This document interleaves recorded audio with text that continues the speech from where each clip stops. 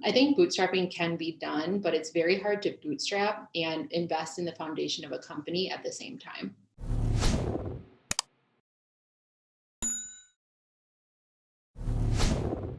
Jackie, welcome to the show. Thank you for being here. Yeah, thanks for having me. I appreciate it.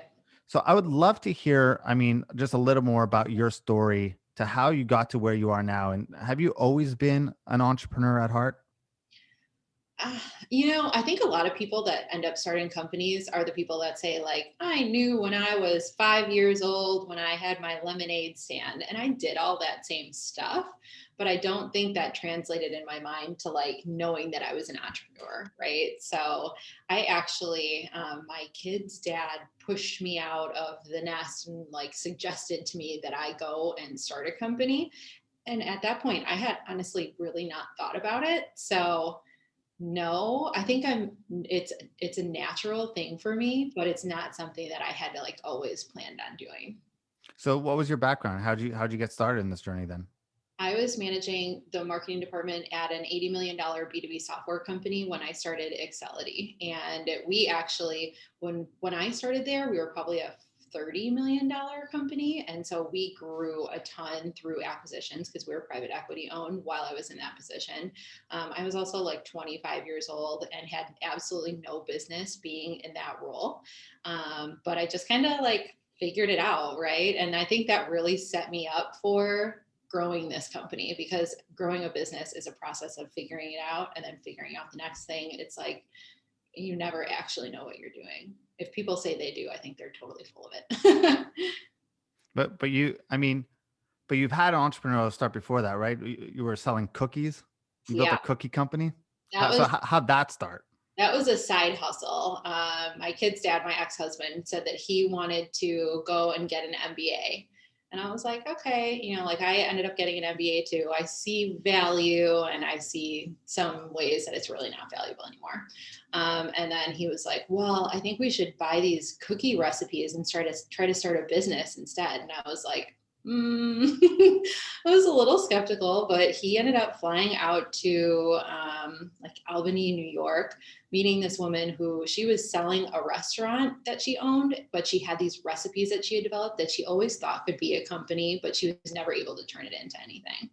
And so it was just kind of like, all right, well, let's figure it out. And man, the food business is tough. Like you have to do licensing, figuring out where to make it, packaging, distribution. And again, I had no background, no clue what I was doing. I was like 23, 24 years old, trying to sell cookies at the farmer's market, or like I was like the demo lady in the grocery store, which was a very interesting experience for sure. With your MBA, right? Yeah, it hits you really hard when people are like, "Oh, this is disgusting," and you're like, "I was up at 3 a.m. making these," and so don't say that to me. Honestly, I like it. People always ask about that company, and I swear I blacked it out because I was working on it on the side. I had a baby, and it was just like blood, sweat, and tears that went into it for maybe less than $100,000 in total profit, which is great because I got to take that and start my agency as like seed money. But it was a ride for sure. So, let's talk about bootstrapping then. One of the things that you've been good at is talking about how to bootstrap a startup. So I'm sure there are listeners here right now who just think that that can't be done anymore, right? Without needing outside funding, for example, or crazy contacts, or paying lots of money on different things. What are your thoughts and some actionable tips to be able to bootstrap nowadays? I think a disclaimer is it's easier when you're a service company than if you're a product company, because there's not a whole heck of a lot of upfront costs to start except for your time and energy. So that helped me get started. But also, again, I started this business when I was 25 years old and I didn't know anyone. I had no contacts. My husband now is, well, his age, he's in his 40s and has been a CFO twice, and he has lots of contacts, and now he's starting a consulting company. He just quit his job last Friday. So his ride I can see is going to be very different than mine because he's already kind of set up to get those first few clients. Whereas for me, it was a lot harder. I was very much scraping by for the first 6 months or so. I think bootstrapping can be done, but it's very hard to bootstrap and invest in the foundation of a company at the same time. I think most businesses that bootstrap, it ends up going into customers, building product, hiring people for service or whatever it may be, where I kind of took almost every penny I made and reinvested it into the foundation of the company. It ended up panning out, but only after we survived the first 3 or 4 years. I'm not even sure how we got through that. So bootstrapping is a slower road, but now I'm the sole owner of the company and I'm pretty glad I did it. So then at what point do you start talking growth, right? At what point do you think it's time to scale and take on and use external resources, for lack of better words? Yeah, I started bringing in external resources to do some work for me pretty early on. I had met a few pretty successful entrepreneurs here in Milwaukee, and one guy who ended up being, he's had 3 exits. We just started working with his now next company that he just purchased. He told me that one of the best things he learned is figuring out what you suck at and hiring people to fill those gaps. And I don't know. I think especially when I was younger, I had a lot of pride and I was like, I don't suck at anything, like I can totally do all of this.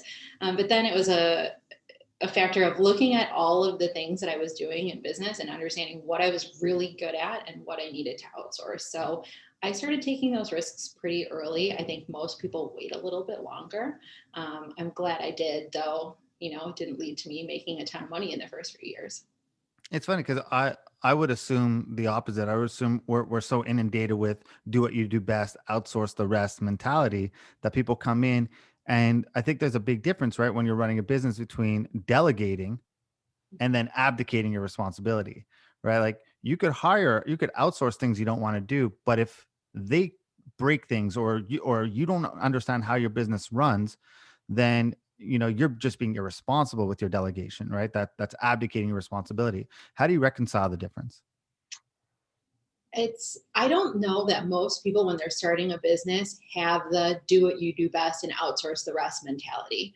We work with Oh, some. well, we're in the agency space, right? Everyone thinks they could go start an agency, go get a bunch of contractors to go do the work, and then they could sit on a and run it from a laptop somewhere, right?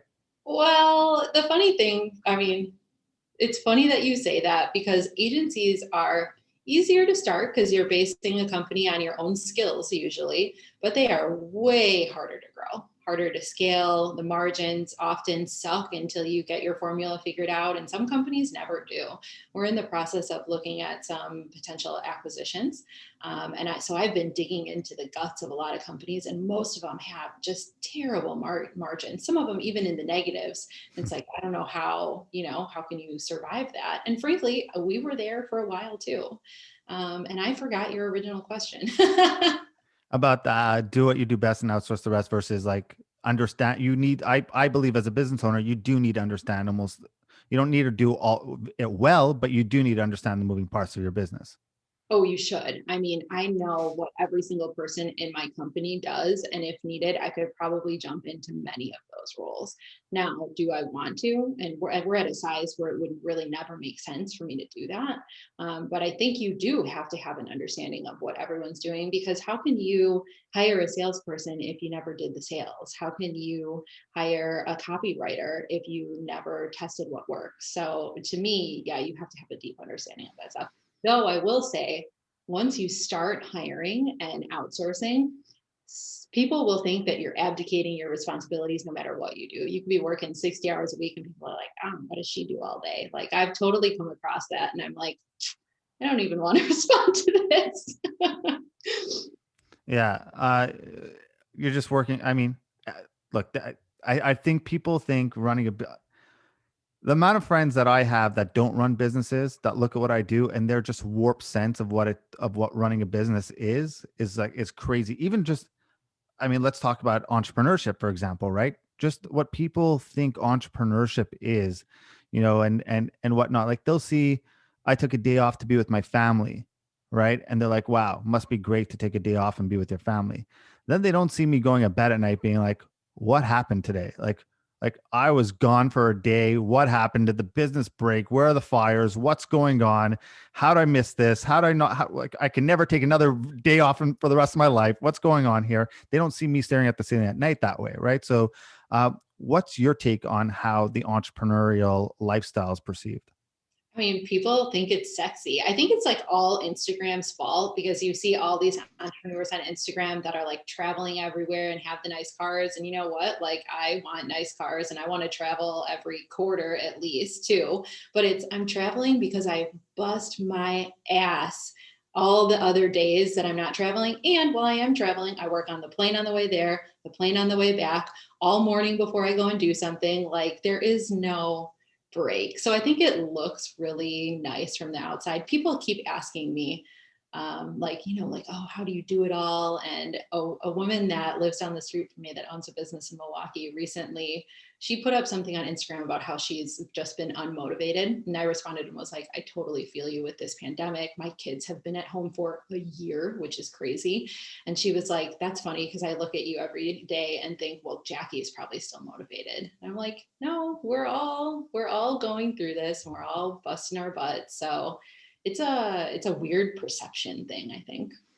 Yeah, and it's a crazy mindset that I don't know if you're like me, but I almost every entrepreneur I've ever spoken to, the minds don't shut off easily, right? Like so when people are like, "Oh, you see," my mind's always where I full transparency. I have to go to bed usually watching TV at night sometimes because otherwise my brain doesn't shut off. I can't do well with meditation and sit in silence for 2 minutes because then my brain starts thinking about the next thing I have to do.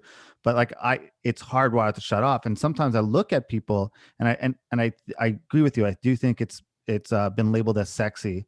But then I look at people who have jobs and they go home at 5 o'clock and they're completely don't care what about work anymore, right? They don't care what happens and they go to sleep at night or they take their 2 week vacation and they're good. And I'm like, must be nice sometimes. It's interesting for sure. And I like when I have team members that just like log off at night, sometimes I'm like, well, like what if something needs to be done? And then it's like, you don't own the business, right? It's not, they're invested, which is amazing, but it's not their company and they don't have to treat it like it's their company. So It's the Gary Vee mentality, right? Like you can't expect your employees to care about your business the way you do unless you give them equity in it. exactly. Yeah, I completely agree. So, what's your advice for female entrepreneurs? And I mean this in the sense that this whole space tends to be very male driven from a front facing point of view. There's millions of strong, empowered female entrepreneurs, successful female entrepreneurs. But why do you think it's been so male dominated from like a perception point of view?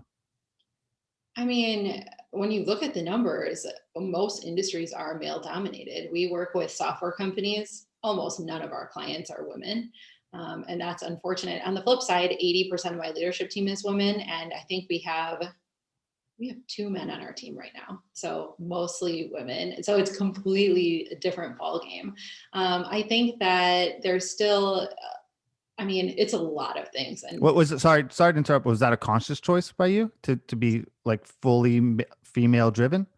Yes, yes, and no. I don't want to like not include other sexes or other people, but I know that I've always had a desire to give women opportunities, whatever it may be. Like Alicia, my head of client services, we've worked together now for 12 years. She worked under me at the software company we worked at previously.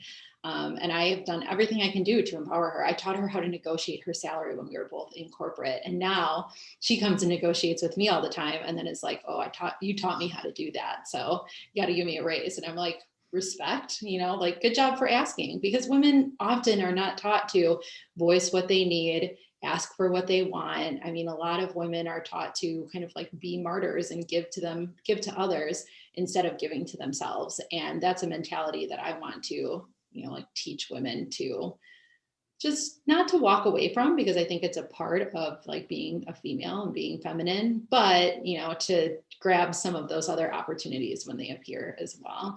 And I think that all leads into why there aren't more women in leadership. I mean, women get pregnant, and then it's harder for them to move up because it's like, oh, how many kids are they going to have, and how many leaves are they going to take, and whatever it may be. Or they actually want to log out at 40, 45 hours, and there's more expected than that.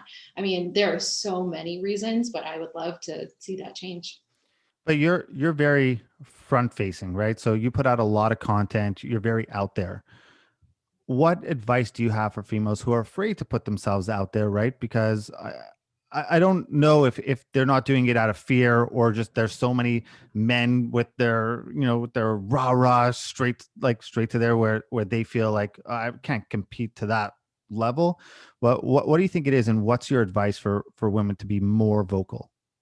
Yeah, I mean, there are lots of men out there already doing it, but then there are also lots of men with pitchforks on the internet. Like when I get trolled, it is 99% men, which is funny. Is it funny? I don't think funny is the word, but it's interesting. I shot a video of me responding live to troll comments, which was so fun to shoot because I used to get so many terrible comments that I was like, how can I take back my power and respond to this? It was all men, and it's unfortunate. But I mean, you have to be ready for the journey to go and put yourself out there. I wouldn't say I had the thickest skin or was like super ready for what was going to happen 2.5 years ago when I got started posting on LinkedIn. But man, I'm a completely different person now because of the good and the bad that has happened through that.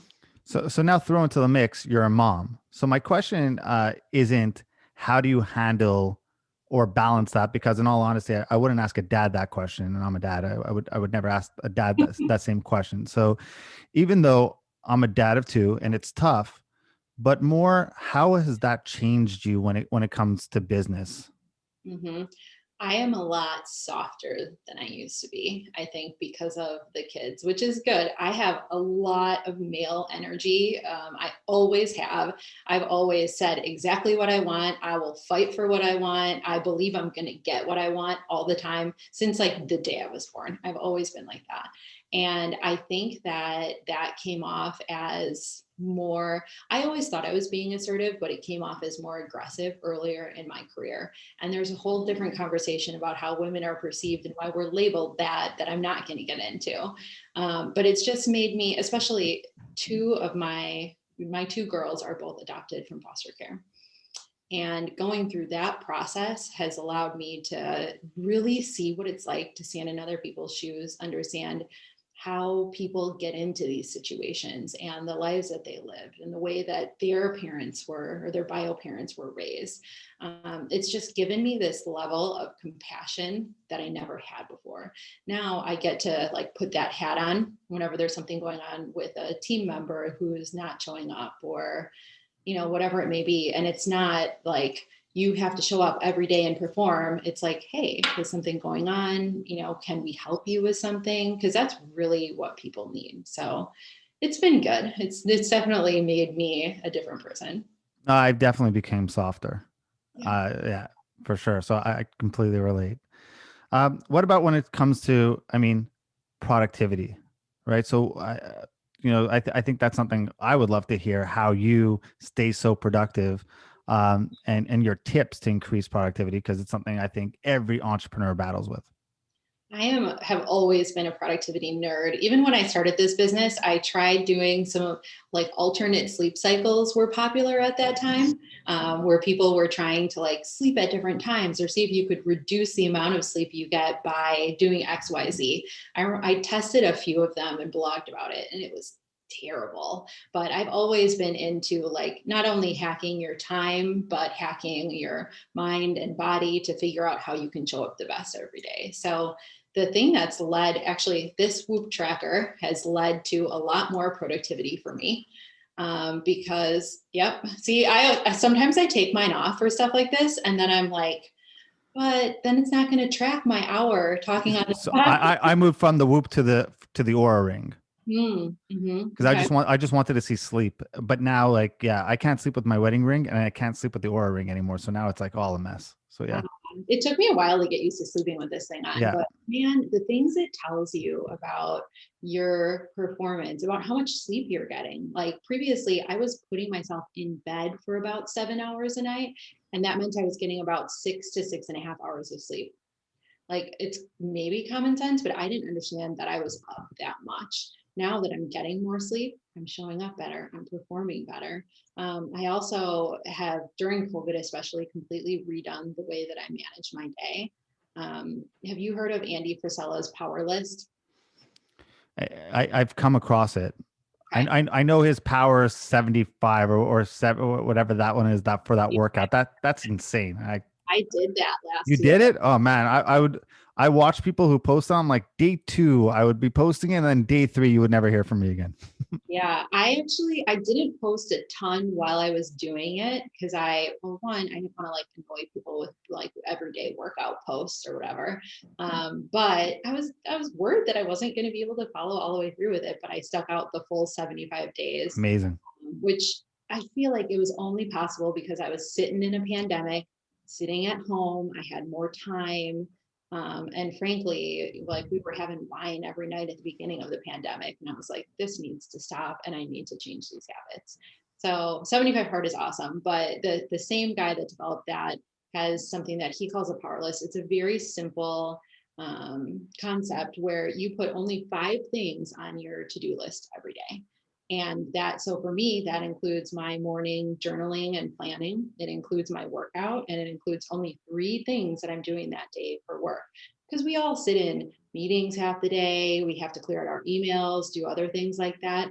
We don't have time to do a ton of things. And it forces you to prioritize what is the most important thing I really need to do today. I'm not sitting on tasks that are going to take a long time. And you actually get to complete your list at the end of every day.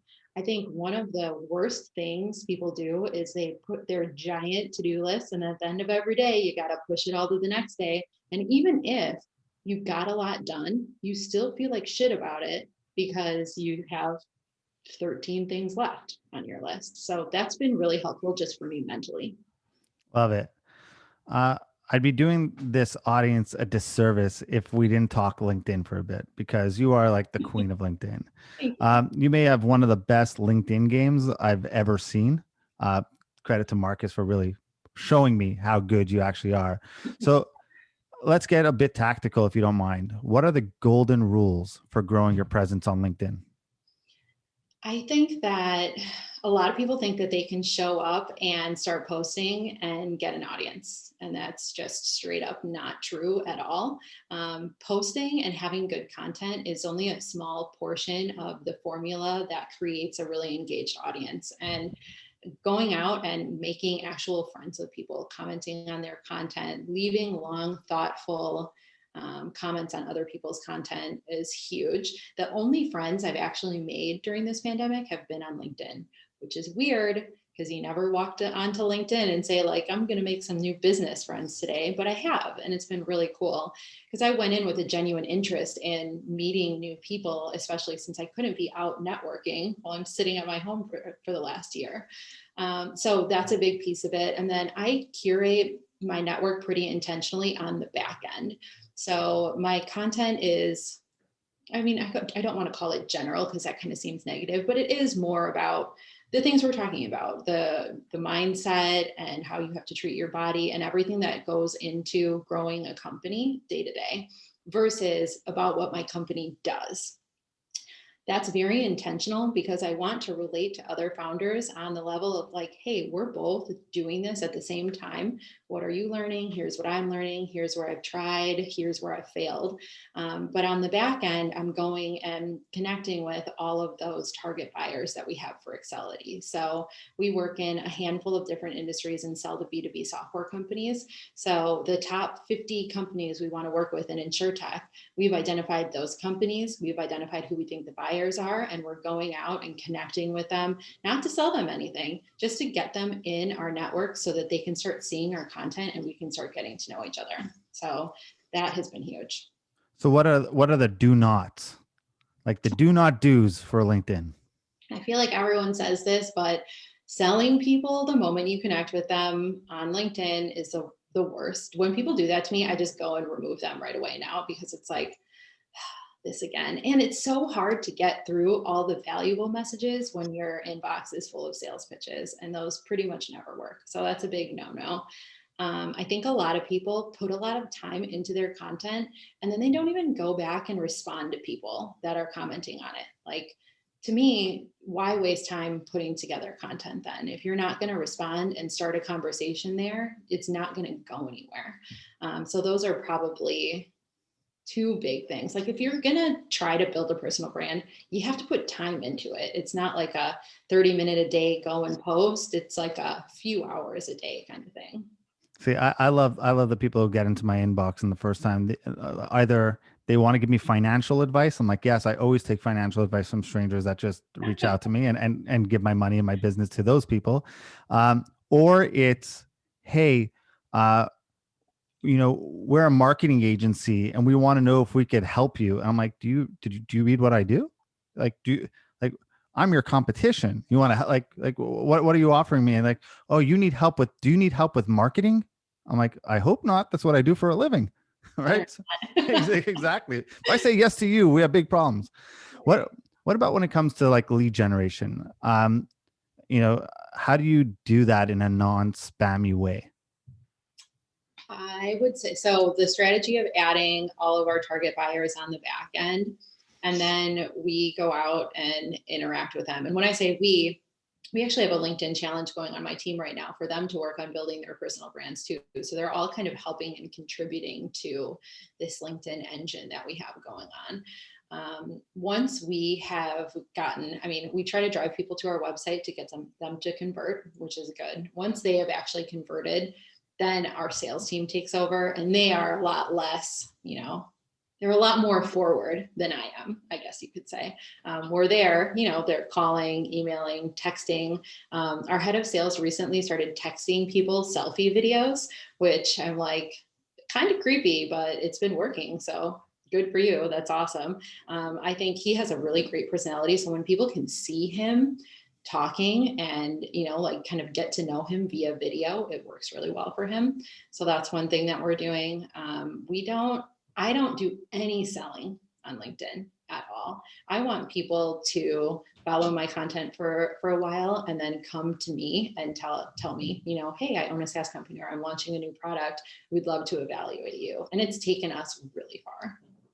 Love it. So I guess, how important is having a brand presence when it comes to increasing your revenue and success? Like a personal brand or a company brand? Either. It's a good question. You should be the podcast host. Let's start with personal and then go to business. I think that especially for smaller company, like big companies don't really need personal brands, right? Though a lot of their leaders are fairly well known, and some of them do have personal brands, like the co-founders of HubSpot. Both have personal brands, even though HubSpot is blowing up. I don't know that they get tons of business from it, but it does humanize their brand. When you are smaller and getting started, you are the company, right? So like, even at the size of my business, I'm still pretty much the company. And so my brand is the company's brand. Everything that I do through my own brand goes back to the company. And I think it's a lot easier to relate to a person. And it's easier to grow a social presence when you're a person versus a company. Because most social platforms, organically, company content doesn't even show up anymore. So you kind of got to hack it a different way, I guess. So we'll end with this. You've spoken to and consulted for a lot of different businesses. I'm curious, when it comes to the marketing side of things, what are most of these businesses doing wrong? Most of them don't try strategies for long enough. I see, especially in the SaaS and the startup world, everyone wants it yesterday. Like in our sales process, so many people say, like, what's your timeline? Yesterday. Okay, that's good. And it's good to have urgency. However, it takes time for stuff to work. Our own inbound program took probably 12 to 18 months to get really, really good and start bringing in the right people to our website. It takes a long time to organically grow web traffic, to grow your own email list. So I think there's a very fine balance between staying the course blindly and staying the course because you haven't reached what success is yet. And figuring that out is very difficult for companies. That's a great answer. Jackie, for the listeners who want to reach out to you and they want to get in contact with you in a non-spammy, salesy way, how can they find you? LinkedIn is the spot. I am the Jackie. Shocked. I did not see that one coming. It's the place to be. And honestly, I get so many emails, it takes me forever to respond to them. But yeah, hit me up on LinkedIn, connect with me there, message me. I'd love to chat. I'll put in the show notes. Jackie, thank you so much for doing this. Really appreciate your time. Yes, I had a great time. Thank you.